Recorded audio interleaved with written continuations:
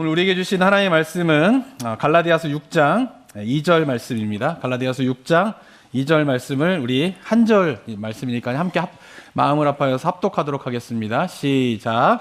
너희가 짐을 서로 지라 그리하여 그리스도의 법을 성취하라. 아멘. 2025년도를 시작하면서 저희 교회에 올해 목회 방향 두 가지를 좀 정하여서 함께 나아갔으면 좋겠습니다. 첫 번째는 기도의 문을 열라라고 하는 것입니다. 그래서 지난 한 주간 동안 기도의 문을 열기 위해서 이제 기도의 문을 열라라고 하는 것은 우리 성도님들의 개인의 기도의 시간이 열려야 되는 것을 좀 의미를 합니다. 그래서 지난 한 주간 동안 특별 새벽 기도회를 통하여서 개인 기도에 담겨져야 되는 기도의 내용들이 무엇인가에 대해서 우리 성도님들과 이렇게 나누었습니다.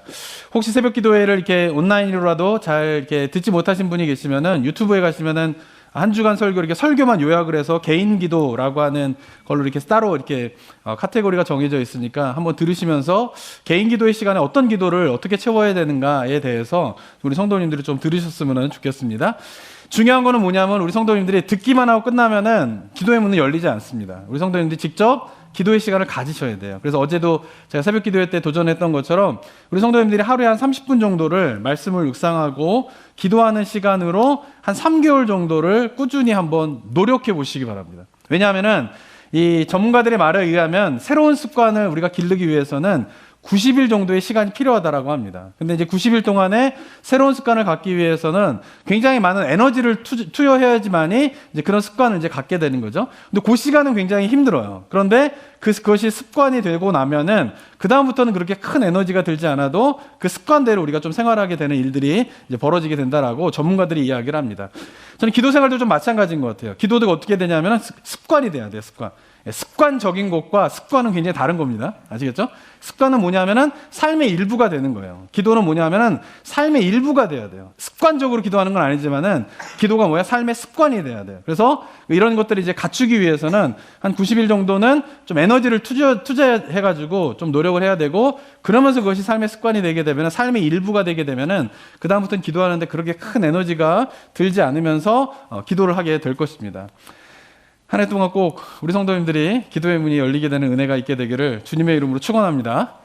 네, 1부 때보다 그래도 아멘이 좀 큰 것 같아서 마음이 좀 놓입니다. 자, 그러면서 이제 우리가 개인 기도를 이제 돕기 위하여서 수요 기도회를 가질 거예요. 수요 기도회를 갖는 이유는 뭐냐면은 개인 기도를 우리 성도님들 할 때 혼자 하기는 힘들잖아요. 그리고 이제 하려고 노력을 하지만 이제 잘 안 될 때가 많이 있어요. 그래서 수요일 날에 모여서 기도를 할 때는 어떻게 기도할 거냐면은 개인 기도를 하는 그 포맷 그대로를 수요 기도회 때 모여가지고 기도를 할 겁니다. 그래서 어떻게 할 거냐면 찬양을 같이 부르고요. 그 다음에 말씀을 읽을 겁니다. 그래 말씀의 내용들을 제가 간단하게만 얘기를 하고 설교를 하지 않습니다. 왜냐하면은 말씀드린 대로 말씀의 내용들을 파악하고 그 다음부터는 뭐냐면은 이제 통성 기도로 같이 들어가게 되는데 새벽 기도회 때 말씀드린 것처럼 말씀 기도. 로 시작을 해서 말씀 기도를 열고요. 그 다음에 간구의 기도와 중보 기도를 한 25분 정도를 그냥 멈추지 않고 계속 쭉 기도를 할 겁니다. 그럼 우리 성도님들 오셔가지고 그 시간에 기도를 쭉 하시는 거예요. 그리고 5분 정도를 침묵으로 마무리를 하게 되면서 같이 기도하는 시간을 끝내고요. 그 다음에 한 3명 정도를 짝을 이루어가지고 서로의 기도 제목들을 나누고 함께 또 중보 기도하는 걸로 기도하고 그리고 전체 기도를 마치게 되는데 이 포맷이 뭐냐면은 우리 성도님들의 각자 개인이 집에서 기도할 때 그대로 포맷이에요. 시간이 되시면은 찬양하시고 말씀 읽고 그 다음에 기도하시는 거예요. 근데 이 시간들이 토를 한 30분 되긴 해요. 근데 너무 바쁘시다. 근데 바빠서 기도 못하는 경우는 제가 볼 때는 없더라고요. 핑계죠, 다 핑계. 아멘. 그러니까 한번 해보시기 바랍니다. 그 포맷대로 가는 겁니다. 근데 혼자 기도할 때에 그런 기도가 충분히 열리게 되면 너무 좋은데 그런 게 힘들면은 이제 수요일 날 같이 모여가지고 같이 기도하면서 또 그런 기도의 문들이 열리게 되고 그렇게 기도하고 난 다음에 또 각자가 들어가서 같은 포맷으로 그런 형식으로 이제 기도를 하게 되면서 우리가 모여서 기도하고 흩어져서 기도하게 되면서 우리 성도님들이 각자가 기도의 문이 열리게 되면서 말씀드린 것처럼 그게 열려야지 하나님의 인도하심을 우리가 경험할 수 있거든요. 어제 제가 새벽 예배 때도 말씀드린 것처럼 그런 하나님의 인도하심을 경험하게 되는 은혜가 우리 모든 성도들 가운데에 2025년도가 시작점이 되는 그리고 평생 그런 은혜를 경험하게 되는 삶 되시기를 정말 주님의 이름으로 축원합니다. 자, 두 번째로 올 한 해 품고 우리가 가져야 할 목회의 비전이 있는데요. 그건 뭐냐면은 좀 세대별 사역을 좀 해나갔으면 좋겠다라고 하는 두 번째 방향을 좀 갖게 됩니다. 제가 올해 세대별 사역을 좀 하고자 하는 이유는 무엇 때문이냐면은 이제는 세대별로 삶의 관심과 신앙의 관심이 차이가 많이 나기 때문에 그런 것이에요. 2024년도 9월에 한국에 있는 목회 데이터 연구소에서 2천여 명의 기독교 신자들을 대상으로 기독교인의 가정신앙교육 및 생애 주기 교육이라는 주제로 한번 설문조사를 하면서 연구를 한 결과가 있습니다. 이제 거기를 보시게 되면 한번 화면을 보시면요. 이게 잘 보이실지 않을지 모르겠는데 하여튼간 눈을 부릅뜨고 한번 잘 보시기 바랍니다. 먼저 이제 청년기는 19세부터 34세고요. 그다음에 장년기는 35세부터 49세, 중년기는 50세부터 64세, 노년기는 65세 이상 이렇게 해서 네 나이의 연령의 카테고리를 나누고 난 다음에요. 물어봤습니다. 각 연령별로 삶에서 가장 중요한 것이 무엇입니까? 라고 물어보니까 청년기에서는 삶의 가장 중요한 관심이 뭐냐면은 당연히 일과 취업이었습니다. 그리고 2위가 자기개발. 이게 가장 중요한 삶의 우선순위인 것이죠. 흥미로운 것은 뭐냐면은 결혼과 출산이 저희 때는 1위가 결혼과 출산이었는데 이제는 뭐냐면은 결혼과 출산이 관심의 1위가 아니라 4위예요, 4위. 그러니까 이게 결혼과 출산에 대한 그런 관심들이 굉장히 떨어졌다라고 하는 것을 예전에 비하면 좀 알 수 있는 것 같습니다. 장년기는 첫 번째 삶의 관심이 뭐냐면 자녀 양육과 교육이고 자녀 교육이고요. 두 번째는 이제 건강입니다. 그런데 신앙생활과 영적 성장은 4위예요, 4위. 장년기가 되면 여러 가지 아이를 키우고 바쁘다 보니까 신앙에 대한 관심이 좀 뒤처지게 되는 일들이 좀 벌어지게 되는 것 같습니다. 중년기에 들어가게 되면 1위가 뭐냐면은 건강이고요. 2위가 삶에서 중요한 것은 은퇴와 노후 대비. 그리고 3위가 신앙생활의 영적 성장으로 장년기에 비하면 중년기에 들어가면서 신앙의 관심이 더 우선순위에 올라오게 되는 것을 볼 수가 있습니다. 마지막으로 노년기에서 가장 관심 있는 첫 번째 1위는 뭐냐면은 건강입니다. 건강. 그리고 두 번째가 뭐냐면은 신앙생활과 영적 성장이 노년기에 계신 분들의 삶의 중요한 우선순위의 두 번째라고 볼 수가 있는 것입니다. 자, 보시는 것처럼 어떻습니까? 세대별로 관심의 삶의 중심이 다 다르게 이루어지고 있는 것을 볼 수 있습니다. 세대별로 삶의 관심이 다르기 때문에 신앙의 관심도 조금씩 차이가 나게 되는 것을 볼 수가 있습니다. 보시면은 1위는 청년기, 장년기, 중년기는 신앙생활에서 가장 중요한 것이 뭐냐라고 물어봤을 때에 마음의 평안과 위로를 얻는 것이 가장 중요하다라고 공통적으로 세 세대에서는 이야기를 했어요. 그런데 노년기에서는 신앙생활에서 가장 중요한 게 뭔가라고 물어봤을 때 1위가 뭐냐면 성령 충만과 영적 성장인 것이죠. 노년기에 들어서서 정말 신앙에서 중요한 거는 성령 충만한 거구나, 영적인 성장하는 거나 이런 거를 뒤늦게 깨달으시는 분들이 많으신 것 같아요. 그래서 그렇게 좀 차이가 있는 것 같습니다. 근데 2위에서는 세대별로 신앙의 관심이 다 달라지게 됩니다. 청년기에서는 첫 번째가 마음의 평안과 위로를 얻는 것이 신앙의 관심이 첫 번째였지만 두 번째는 뭐냐면 삶의 의미와 목적을 발견하는 것이 신앙생활에서 중요한 두 번째의 우선순위다 이렇게 이야기를 하고 있어요. 그런데 청년기에 보면은 물질과 건강의 축복은 맨 마지막이에요. 다섯 번째. 청년기에는 신앙생활에서 물질의 축복과 건강의 축복을 얻는 것, 이거는 신앙에서 이제 관심에서 좀 뒷부분에 있는데 장년기와 중년기로 넘어가게 되면 달라집니다. 첫 번째는 다 마음의 평안과 위로였지만 두 번째는 뭐냐면은 신앙생활에서 가장 중요한 게 뭐냐면 장년기와 중년기는 물질의 축복과 건강의 축복. 이게 뭐예요? 두 번째로 신앙의 중요한 관심사 이렇게 이야기를 하고 있습니다. 그리고 노년기에서는 두 번째가 뭐냐면은 마음의 평안과 위로를 얻는 것 이렇게 되고 그런 부분에 대해서 이제 신앙생활에서 중요하다라고 이야기를 하고 있는 것입니다. 그러니까 이렇게 일상적인 삶의 중요도도 다르고 그러다 보니까 신앙생활에서 중요하게 생각하는 것도 어떻게 해요? 세대별로 다 다르게 되는 것을 볼 수가 있는 것이에요. 그러다 보니까 또 하나의 이제 조사 내용이 있는데 그러다 보니까 교회에서 받고 싶은 신앙의 교육이 무엇인가, 그 주제가 무엇인가도 세대별로 달라지게 되는 것을 볼 수가 있습니다. 한번 보시면은 청년기에서 신앙교육을 받고 싶은 주제 1위는 뭐냐면은 성경적인 결혼과 가정에 대한 교육을 좀 받고 싶다라고 대답을 했고요. 두 번째는 성경적인 일과 재정 관리, 세 번째는 성경적인 자녀 양육을 받고 싶다라고 이제 청년기에서는 얘기했습니다. 장년기에서는 교회에서 받고 싶은 신앙교육의 주제 1위는 성경적인 자녀 양육이에요. 그거에 관한 교육을 교회에서 받고 싶다 이렇게 얘기하고요. 두 번째는 성경적인 일과 재정 관리에 대한 이야기를 했고요. 중년기에서는 1위가 뭐냐면은 노년의 영성과 삶의 의미가 무엇인지를 신앙교육의 주제로 받고 싶다라고 대답을 했고, 두 번째는 그리스도인의 노후 돌봄과 죽음 준비에 대한 주제로 신앙교육을 좀 받고 싶다라고 이야기를 했습니다. 노년기도 마찬가지입니다. 노년기도 노년의 영성과 삶의 의미에 대한 것들, 그리스도인의 노후 돌봄과 죽음을 준비하는 신앙교육을 받고 싶다라고 하는 것을 말씀했어요. 그러니까 보시는 바와 같이 세대별로 어떻습니까? 신앙교육을 받고 싶은 주제가 다 다른 거예요. 청년기에서 받고 싶은 거, 장년기에서 받고 싶은 거, 중년기, 노년기에서 받고 싶은 신앙의 주제가 다르다라고 하는 것이 우리가 좀 기억해야 될 중요한 부분이다라고 하는 것입니다. 근데 저는 여기서 이제 이 조사에서 한 가지 흥미로운 것이 있었는데, 그것은 뭐냐면 노년기에 계신 분들의 반응이에요. 반응, 신앙적인 반응.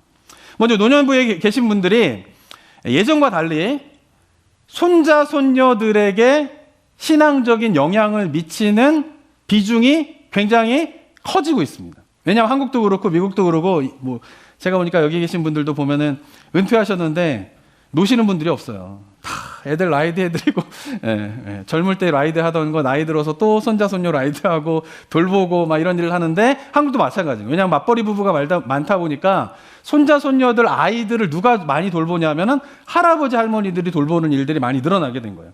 그래서 보면은 손주 양육에 대한 교육의 관심도를 볼 때에 중년기에는 관심 있다라고 대답한 분이 58%이지만 노년기로 넘어가게 되면은 손자 손녀의 신앙 양육에 관심이 있다라고 대답하신 분들이 80% 이상입니다. 그러면서 또 하나는 뭐냐면은 2018년도에는 조부모가 손자 손녀에게 미치는 신앙적인 영향력이 한 38%였다라고 하면 2021년도 되어서 조사를 했을 때에는 손자 손녀에 대한 부모 이외의 비중을 높게 영향을 미치고 계신 분이 누구냐면 할아버지 할머니다라고 하는 것입니다.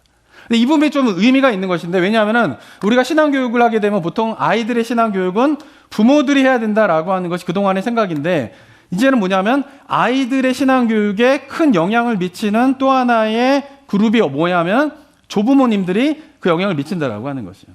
그래서 저는 여기 계신 분들이 이제 조부모님들이 많은데 이 책임감을 좀 가지셔야 된다라는 생각을 좀 갖습니다. 뭐냐면은 우리 아들이 잘하겠지, 우리 딸이 잘하겠지, 이게 아니라 돌보는 아이들의 시간들이 많잖아요. 그럴 때에 조부모들이 손자 손녀에게 미치는 신앙적인 영향력이 굉장히 크다라고 하는 것을 좀 인식하면서 아이들에게 어떻게 할 것인가에 대한 그런 마음의 준비와 기도와 막 이런 것들이 노년기에 계신 우리 성도님들에게도 필요하고, 그리고 또 하나는 뭐냐면 교회 입장에서도 보면은 교회에서 아이들의 신앙교육을 위해서 부모 교육은 많이 하는데 아이들의 신앙교육을 위해서 조부모 교육을 하는 교회는 거의 없어요.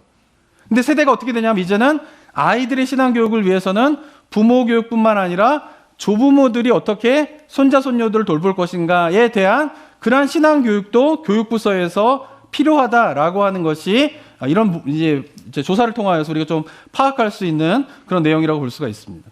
자, 마지막으로 교회에서 이루어지는 신앙생활에서 가장 중요하고 핵심적인 역할을 감당하는 세대가 어디인가? 교회의 사역에서 가장 중요한 역할을 감당하고 있는 세대가 어딜까요? 청년기, 장년기, 중년기, 노년기 중에 교회 신앙생활에서 가장 중요한 역할을 감당하는 세대가 어딜까요? 예절 같으면 어딜까요?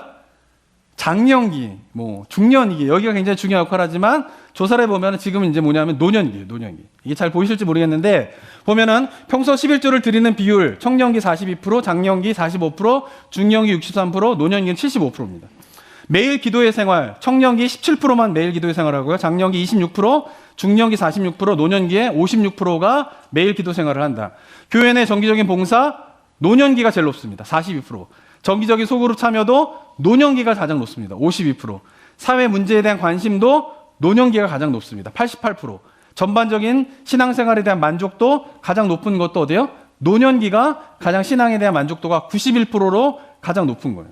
그러니까 이 조사를 보게 되면은 전 두 가지의 측면에서 이 조사, 이 결과에 대한 해석을 할 수 있다라고 생각하는데, 첫 번째는 뭐냐면은 이제 노년기, 지금 노년기에 계신 65세에 계신 노년기에 계신 분들은 어떤 분들이냐면은 한국 교회의 부흥의 시기를 쫙 거쳐서 노년기가 되신 분들이에요.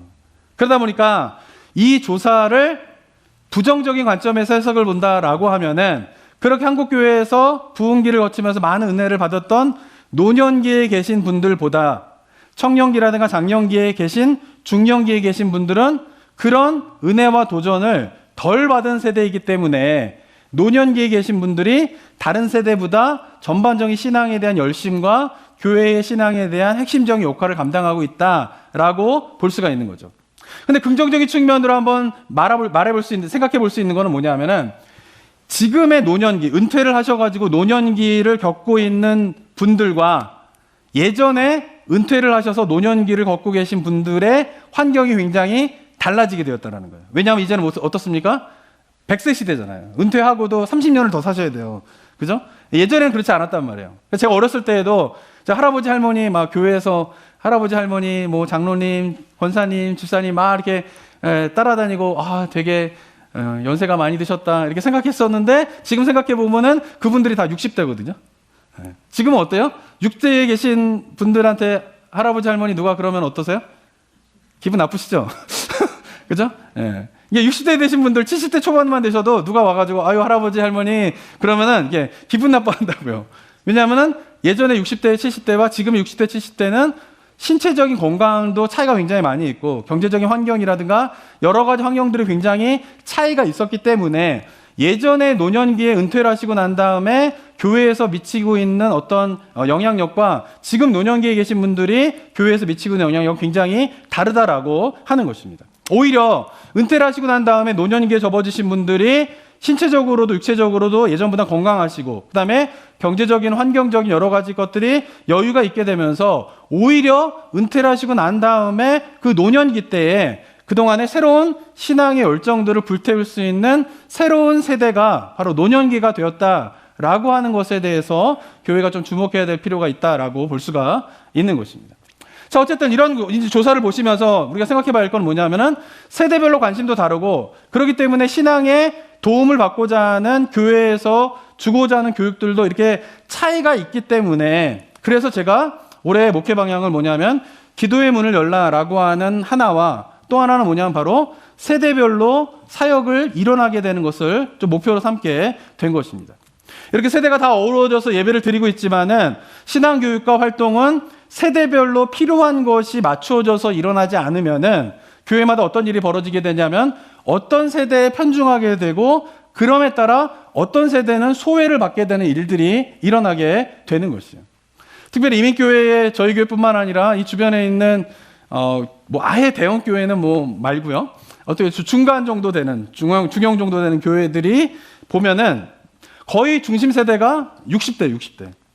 당회원들도 보면 옛날에 50대 당회원들도 굉장히 많았는데 교회마다 이렇게 제가 보면은 거의 당회원들의 장로님들의 연령층이 거의 60대입니다. 60대. 그러니까 60대가 거의 핵심적인 이민교회의 그 구심점이라고 좀 볼 수가 있는 것이죠. 그러다 보니까 교회의 중요한 의사결정을 장로교 같은데 뭐 요새 감리교나 침례교도 다 당회가 있으니까 이제 마찬가지가 됐는데 어쨌든 그런 중요한 의사결정을 당회가 해야 되는데 그 당회에 있는 연령층은 주로 60대이다 보니까 전체적인 의사결정이 60대 중심으로 의사결정이 이루어지는 경우가 교회들마다 많이 있는 거예요. 그러다 보니까 어떻습니까? 젊은 세대들이 교회 의사결정에 참여를 못하게 되고 또 그 세대가 결정한 의사결정이 때때로 젊은 세대들과 맞지 않는 경우가 생기게 되면서 기성교회에 젊은 사람들이 잘 들어오지 못하고 또는 젊은 사람들이 거기에 적응하지 못하고 나가게 되는 일들이 이민교회에서도 있게 되고 한국교회에서도 그런 일들이 많이 일어나고 있다라고 하는 것입니다. 그리고 또한 교회 전통이 70세가 이상이 되면은 재직에서 은퇴를 하기 때문에 역시 은퇴하신 분들이 교회 전체적인 의사결정에 참여하지 못하는 일들이 생기게 되면서 은퇴하시고 난 다음에는 교회 사역과 이런 것에 또 소외가 되게 되는 일들이 또 일어나게 되는 것입니다. 그러니까 이렇게 어느 세대가 편중이 되고 어느 세대는 소외가 되게 되는 일들이 교회마다 이루어지고 있는데 그런 이유 중에 하나가 뭐냐면 바로 세대마다 필요가 다르고 세대마다 신앙적인 관심이 다르고 받고 싶어하는 어떤 교육의 내용들이 다른데 그러한 것들을 잘 고려해서 교회 사역에서 담아내고 있지 못하기 때문에 그런 일들이 벌어지고 있다라고 볼 수가 있는 것입니다. 보신 것처럼 통계 자료에서 30, 40대의 삶의 관심은 뭐예요? 자녀 교육과 재정 관리예요. 그럼 교회에서 예배를 드리고 난 다음에 받고 싶은 신앙의 교육은 뭐냐면 어떻게 자녀를 키워야 되는가, 어떻게 우리가 재정적인 것에 대해서 성경적으로 관리를 해야 되는가, 이런 부분들이 굉장히 관심이 있고 그런 것들을 듣고 싶은데 그거를 하게 되면 어떻게 해요? 나이 드신 분들은 관심이 없어요. 별로. 이거는 이미 다 끝난 일이기 때문에. 그죠? 그러니까 여기다 포커스를 맞추면은 여기가 소외가 일어나게 되는 일들이 벌어지게 되는 것이죠. 그리고 50대, 60대의 주된 관심은 뭐예요? 은퇴 준비를 어떻게 할 건가? 이게 관심이잖아요, 삶에. 그러면은 성경적인 은퇴 준비가 무엇인가에 대해서 이야기를 하고, 또 70대 이상 되신 분들은 건강과 노후를 어떻게 의미 있게 보낼 것인가, 그런 것도 성경적인 관점이 무엇인가에 대해서 좀 이야기가 돼야 되는데, 그런 부분이 교회 전반적인 사역의 흐름으로 가게 되면은 젊으신 분들은 또 그런 부분에 대한 관심들이 별로 많지 않기 때문에 소외되게 되는 일들이 벌어지게 된다라고 하는 것입니다. 그래서 올해 우리가 교회 사역을 이제 시작하게 되면서 이렇게 세대별로 필요가 다른 부분들을 어떻게 교회의 사역 안에 담아낼 수 있을 것인가 하는 것이 저의 그런 큰 관심인 것입니다. 그래서 올해 진행하려고 하는 것이 뭐냐면 세대별로 사역을 좀 목표 방향으로 좀 잡고요. 그 일환으로 세대별로 좀 수련회를 좀 가려고 올해 좀 시작을 하려고 하게 됩니다. 작년과 재작년 두 해에 걸쳐가지고 저희가 전교인 수련회를 했는데요. 전교인 수련회를 진행하면서 가장 어려웠던 부분이 있었어요. 그것은 뭐냐면은 강사를 섭외하는 문제예요. 강사를 섭외하는 문제. 그러니까 예전에처럼 달리 이게 저희 교회뿐만 아니라 이 주변에 있는 목사님들과 대화를 해보면 예전과 다른 점 한 가지가 있는데, 그것은 뭐냐면은 되게 유명하고 뭐 이름 있는 부분이 와서 집회를 하는데 반응이 성도들이 옛날 같지 않다라는 이야기를 담임 목사님들이 좀 많이 해요. 왜냐하면은 어떤 분들이 오시더라도 이미 성도님들이 그분의 설교를 온라인에서 많이 들어가지고 그분이 오셔가지고 설교하고 막 이런 집회를 하더라도 뭔가 이렇게 반응이 예전 같지 않다라고 하는 이야기들을 종종 하게 됩니다. 그런 부분에서 어려움이 있고요.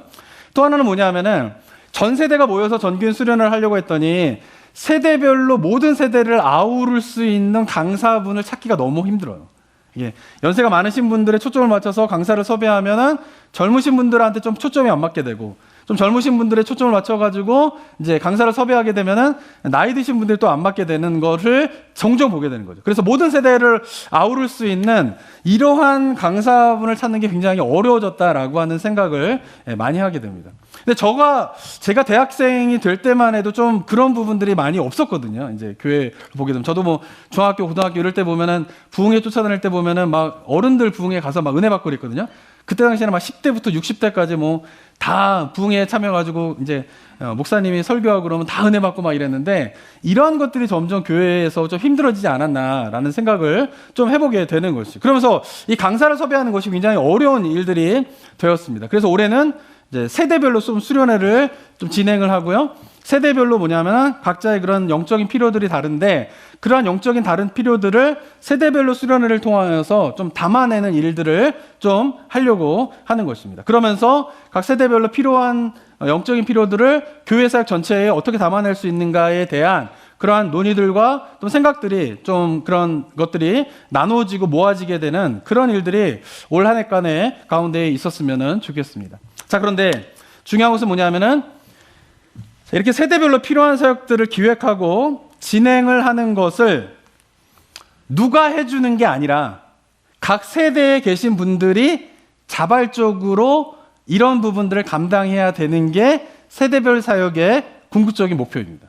왜냐하면은 각 세대의 영적인 필요는 그 세대에 있는 분들 말고는 잘 이해하기가 힘들기 때문에 그런 거죠. 자, 담임 목회를 하면서 겪는 가장 한계점이 여기에 있습니다. 예, 여기 계신 분들 거의 대부분이 저보다 연세가 많으신데, 그죠? 저희 교회 같은 경우도. 근데 저는 50대 초반이지 않습니까? 근데 제가 아직 60대와 70대, 80대에 가보지 않은 길이잖아요. 그러다 보니까 60대와 70대와 80대에 계신 우리 성도님들의 영적인 필요가 무엇인가를 구체적으로 알기가 굉장히 힘들어요. 뭐 책을 통해서라든가 뭐 간접적으로 뭔가 짐작은 할 수 있지만은 그 세대를 살아보지 않았기 때문에 제가 저보다 연배가 높으신 분들의 실질적인 영적인 부분에 대한 필요들을 좀 발견하고 그런 부분들을 터치하는 데에 굉장히 한계점이 있다라고 하는 생각을 저 스스로가 참 많이 하고 있습니다. 왜냐하면 그 세월을 저는 아직 가보지 않았기 때문에 정확한 그 필요를 잘 알 수 없다라고 하는 한계점이 있는 것이죠. 그리고 또한 30, 40대 그룹도 마찬가지입니다. 저도 이제 아이를 낳고 30, 40대의 시간들을 거쳐왔지만 이미 저희 아들도 이제 막 다 고등학생들이고 막 이러잖아요. 그러면 이제 막 아기를 낳고 막 키우고 있는 30, 40대 그룹의 그런 것들을 경험을 했다 손 치더라도 제가 아이를 낳아 키울 때랑 또 지금 아이를 낳아 키우는 세대들의 생각과 환경이 또 굉장히 달라요. 네. 여기 계신 분들은 또 젊은 사람들 애 키우는데 왜 이렇게 쩔쩔매냐 뭐 이런 생각을 가지시는 분들이 계실지도 모르겠지만 나 때는 말이야 이러면서 이제 하실 수도 있겠지만 세대가 굉장히 다르기 때문에 그들이 겪고 있는 고민들은 다른 세대 입장에서 보면은 뭘 그거 가지고 그렇게 고민해 라고 말할 수 있지만 그 세대에 있는 사람들한테는 굉장히 중요한 문제인데 그것을 다른 세대에 있는 분들은 잘 공감하지 못하는 경향이 있다라고 하는 것이요. 이미 그 시간을 거쳐왔다 손 치더라도 그 때와 지금의 때가 굉장히 다르기 때문에 그런 부분들에 대한 필요들이 좀 다른 세대들은 캐치하기가 굉장히 어렵다라고 하는 한계점이 있게 되는 것입니다. 그렇기 때문에 이처럼 그 세대의 고민과 필요는 뭐냐면 그 세대만이 알 수 있어요. 그렇기 때문에 세대별로 수련회를 가고 뭔가 세대별로 사역이 일어날 때에 제가 소망하고 있는 것은 뭐냐면 각 세대에서 그런 부분에 대한 자발적인 자신의 필요들을 좀 논의하고 그리고 그에 맞는 교회의 사역의 방향이라든가 교회가 나아가야 될 어떤 담아내야 될 사역의 모습들이 어떤가 하는가를 그 세대에 계신 분들이 제안을 해주시는 그 세대 자체에서 뭔가 그런 부분에 대한 고민과 그런 부분에 대한 논의를 이끌어갈 수 있는 리더십들이 형성되는 것이 굉장히 바람직하다라고 볼 수가 있는 것이에요. 물론 다른 세대에 있는 분들에게 도움은 줄 수 있습니다. 그렇지만 그 세대의 고민과 필요한 사역은 그 세대에서 뭔가 고민을 하고 그런 부분에 대한 제안을 통하여서 그런 부분들을 이끌어갈 수 있는 리더십들이 그 세대 안에서 형성되어지지 않으면은 굉장히 쉽지 않은 일이 된다라고 하는 것입니다. 그래서 저는 생각할 때 세대별 사역의 일환으로 이제 수련회도 가게 되지만 그런 거를 생각할 때에 가장 중요한 것은 뭐냐면 수련회를 준비하고 기획하고 그다음에 수련회에서 담아야 이야기들과 이런 것들을 준비할 때에 각 세대에서 리더십이 형성되어서 그 분들이 뭔가 이끌어가게 되는 그런 리더십이 세대별로 형성되는 것이 사역이 굉장히 중요한 핵심이다라고 하는 것에 대해서 우리 성도님이 잘 이해를 하셨으면 좋겠습니다. 그래서 그 세대별로 형성된 그 리더십들이 어쨌든 저희는 장로교이기 때문에 당회에서 최종적인 결정들을 다 하게 되는데 그 당회에서 최종적인 결정을 할 때에 장로님들에게 건의를 해주시고 그래서 장로님들이 당회에서 최종적인 의사결정을 할 때에 각 세대에 있는 리더십들이 제안하고 이야기하는 것들이 최종적인 결정에 담아낼 수 있도록 그래서 100% 완벽한 것은 아니지만 그래도 최대한 그런 노력들을 통하여서 좀 모든 세대가 필요한 영적인 필요들이 채워지게 되는 사역이 교회 안에서 세워질 수 있도록 올 한 해가 그런 출발점이 되는 한 해가 되었으면 좋겠습니다. 왜냐하면 이것이 저는 성경적인 교회의 모습이 바로 이러한 모습이다라고 생각하기 때문에 그렇습니다. 왜냐하면 세상의 조직은 어떻습니까?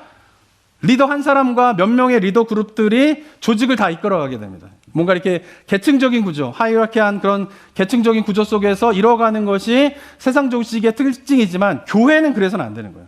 물론 담임 목사가 있고 장로가 있고 뭐 권사가 있고 집사가 있고 이렇게 있지만은 그건 어떤 하이라키한 어떤 계층적인 구조를 담아내기 위한 직분이 절대 아니라는 거예요. 왜냐하면은 성경에서는 교회라고 하는 조직을 어떻게 이야기하고 있습니까? 그런 계층적인 구조 속에서 이루어지는 교회가 아니라 유기체적인 교회가 바로 교회이다라고 이야기를 하고 있는 것이죠. 그래서 교회는 성경에서 언제나 비유를 몸에 비유하고 있는 거예요. 몸에 비유. 손이 있고 발이 있죠. 네. 손이 하는 역할과 발이 하는 역할에 고유한 역할이 있는 거예요. 손의 역할을 발이 할 수 없고 발의 역할을 손이 할 수 없는 거예요. 물론 노력하면은 뭐 팔이 없으신 분들은 발로 바이올린도 키시고 막 이러시더라고요. 네. 그런 특별한 경우 말고라면 손이 하는 역할을 발이 할 수 없고 발이 할 수 없는 역할을 손이 할 수 없다라고 하는 것이 뭐예요? 몸의 특징인 거예요. 그렇기 때문에 손만 움직여서도 안 되고 발만 움직여서도 안 되고 몸이 움직이기 위해서는 각 지체의 고유적인 기능을 갖고 있는 지체가 연합하여서 함께 움직이지 않으면은 몸은 움직일 수 없는 거예요. 그게 뭐예요? 교회의 모습이다라고 성경은 분명하게 이야기를 하고 있는 것이에요. 그런데 교회 조직이 점점 어떻게 됩니까? 그런 유기체적인 조직이 깨어지게 되고 계층적인 조직으로서 교회가 가기 쉬워요. 중세의 교회가 그런 거잖아요. 중세의 교회가 계층적인 하이어키한 구조 속에서 교회를 운영했더니 교회가 타락할 수밖에 없었다라고 하는 역사적인 교훈을 우리가 갖고 있잖아요. 그러면서 종교개혁자들이 어떻게 해요? 그러한 조직들을 깨고 유기체적인 교회의 모습을 담아내기 위해서 종교개혁이 시작됐지만, 그러나 종교개혁자의 후예인 개신교 안에서도 점점 담임 목사가 제일 높아. 그 다음 부목사. 뭐 이런 식으로, 그 다음 장로. 이런 식으로 어떤 계층적인 구조의 흐름들을 다시 반복하게 되는 일들이 일어나고 있는데, 그런 부분들은 결코 성경적인 부분들은 아니다라고 하는 것입니다. 각 지체가 할 수 있는 고유의 영역들이 있고, 그런 부분들을 감당할 때에 온전한 몸의 지체로서의 교회 사역이 이루어질 수 있다라고 하는 교회의 방향성을 우리 성도님들이 분명하게 이해를 하는 것이 필요한 것입니다. 자, 오늘 본문도 그런 부분에 대해서 말씀을 하고 있습니다. 갈라디아서 6장 2절을 한 번만 더 읽어볼까요? 한번 읽어보겠습니다. 시작. 너희가 교회의 아름다움은 뭐냐면 바로 몇몇 사람들이 이끌어가게 되는 것이 아니라 서로 뭐 하는 거예요? 서로의 짐을 짊어져 가는 것이 교회의 아름다움이다라고 이야기를 하고 있는 것입니다. 특별히 요즘처럼 각자의 세대가 다른 환경과 필요에 따라 이루어지는 세대 가운데에서 각각의 리더들이 세워지게 되면서 각 세대가 짊어져야 할 영적인 필요들을 짊어지고, 그것을 서로가 서로를 짊어지게 되면서 교회가 이루어져 가는 사역이 어느 때보다도 중요한 시대가 되었다라고 하는 사실에 대해서 우리가 좀 인정을 하고 생각을 해야 되는 것이죠. 그래서 저는 바라기는 올 한 해가 각 세대별로 영적인 필요를 고민하고 그 필요를 채우기 위한 자발적인 무브먼트가 각 세대에서 형성되게 되는 그런 한 해가 되었으면 좋겠습니다. 그런 리더십들이 좀 형성되게 되는 일들이 좀 세대 가운데 일어났으면 좋겠습니다. 이거 노년에 은퇴하신 분들도 마찬가지입니다. 자, 근데 마지막으로 이러한 교회의 모습을 우리가 갖춰가기 위해서 반드시 우리 성도님들 모두가 수반되어야 할 신앙의 모습이 있습니다. 그것은 뭐냐면 바로 기도의 문이 열려야 돼요. 기도의 문이. 각 세대가 필요가 다르기 때문에 그 필요를 채워주는 사역의 차이가 있는데, 그 차이가 잘못하면 세대 간의 분열을 일으킵니다. 사회가 그렇게 되고 있잖아요. 지금 세대 간의 분열이 일어나고 있는 이유가 뭐예요? 각 필요가 다른데 그 필요를 해결하기 위한 방법도 차이가 나는데, 그 차이는 결국 어떻게 해요? 세대 간의 분열을 일으키는 거예요. 근데 교회는 그 세대 간의 차이를 인정하고, 그렇기 때문에 그 필요를 채우기 위한 사역의 방법의 차이가 발생하지만 그것이 분열을 일으키게 되는 차이가 아니라 무엇인가 조화를 이루게 되는, 다름에서 오는 조화를 일으키게 되는 유기체적인 공동체의 모습으로 갈 수 있는 이유는 무엇 때문이냐면 바로 성도님들 각자가 기도의 문이 열리게 되면서, 기도의 문이 열린다라고 하는 게 뭐예요? 기도 가운데 누구의 인도하심을 받는 거예요? 성령의 인도하심을 받는 거예요. 성령의 인도하심을 받는 성도들이 세워지게 될 때에 성도들이 기도하는 가운데 성령의 인도하심을 따라 가는데, 그것이 내 세대와 다른 세대가 각각 다른 필요들을 성령의 인도하심에 따라 채워져서 그 성령의 인도하심들의 차이가 생기지만, 그러나 우리를 인도하시는 성령은 한 분이시기 때문에 어떻게 해요? 그 차이가 분열을 일으키게 되고 세대 간의 갈등을 일으키게 되는 차이가 아니라 어떻게 해요? 다름에서 오는 조화를 통하여서 공동체의 통일성을 일으키게 되는 그러한 조화로 나아갈 수 있는 것이 뭐냐면 바로 교회의 아름다움인 것이에요.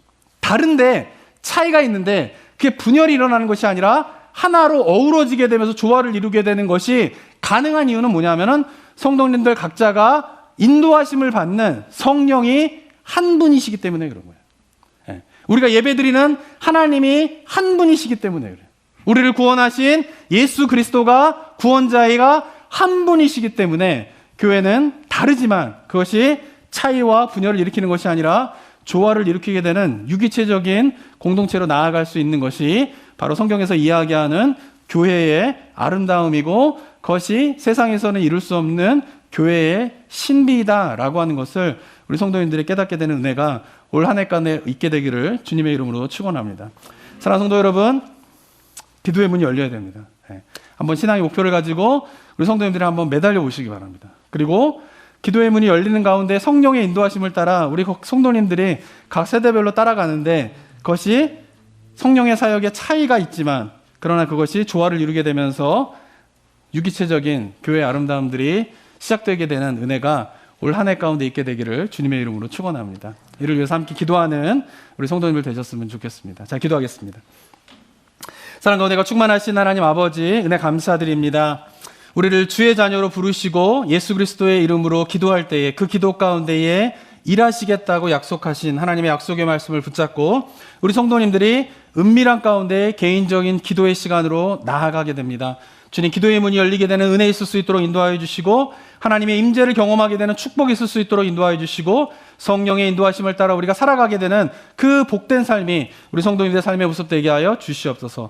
그러한 자들이 함께 모여 교회에서 교회를 이루면서 지체가 되어서 살아가게 될 때에 서로 다름과 차이가 있게 되지만 그것이 분열과 다툼이 되는 것이 아니라 조화를 이루게 되는, 통일성을 이루게 되는 유기체적인 교회의 신비와 아름다움을 경험하는 은혜가 올 한 해 가운데 저희 교회의 모습이 될 수 있도록 주님께서 은혜를 더하여 주시옵소서. 감사드리며 예수 그리스도의 이름으로 기도드립니다. 아멘.